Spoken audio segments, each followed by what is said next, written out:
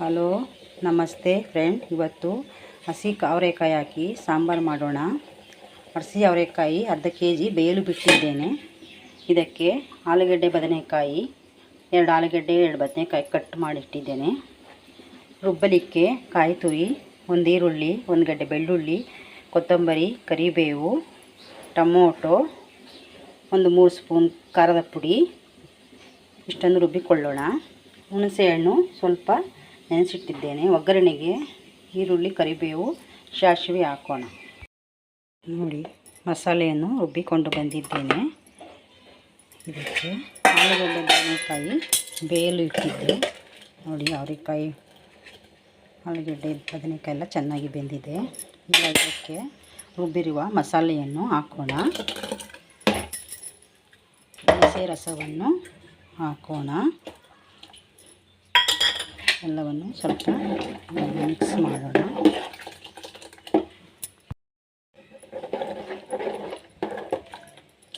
ಇದಕ್ಕೆ ರುಚಿಗೆ ತಕ್ಕಷ್ಟು ಉಪ್ಪು ಹಾಕೋಣ. 1-2 ಸ್ಪೂನಷ್ಟಿದೆ. ಉಪ್ಪನ್ನು ಹಾಕೋಣ. ಸಾರನ್ನು ಕುದಿಯಲು ಬಿಡೋಣ. ಇದಕ್ಕೆ ರುಚಿಗೆ ತಕ್ಕಷ್ಟು ನೋಡಿ, ಸಾಂಬಾರು ಚೆನ್ನಾಗಿ ಕುದೀತಾ ಇದೆ. ನಾನು ಹಾಕಿರೋ ಉಪ್ಪು, ಖಾರ, ಹುಳಿ ಎಲ್ಲ ಇದಕ್ಕೆ ಕರೆಕ್ಟಾಗಿದೆ. ಹಸಿ ಅವರೆಕಾಯಿ ಸೀಸನ್ನಲ್ಲಿ ಈ ರೀತಿ ಸಾರು ಮಾಡಿ ನೋಡಿ, ತುಂಬ ರುಚಿಯಾಗಿರ್ತದೆ. ಅನ್ನಕ್ಕೆ, ಮುದ್ದೆಗೆ ತುಂಬ ಚೆನ್ನಾಗಿರ್ತದೆ. ಸಾಂಬಾರು ರೆಡಿಯಾಗಿದೆ. ಗ್ಯಾಸ್ ಆಫ್ ಮಾಡೋಣ. ಒಗ್ಗರಣೆಯು ರೆಡಿಯಾಗಿದೆ. ಸಾಂಬಾರಿಗೆ ಹಾಕೋಣ.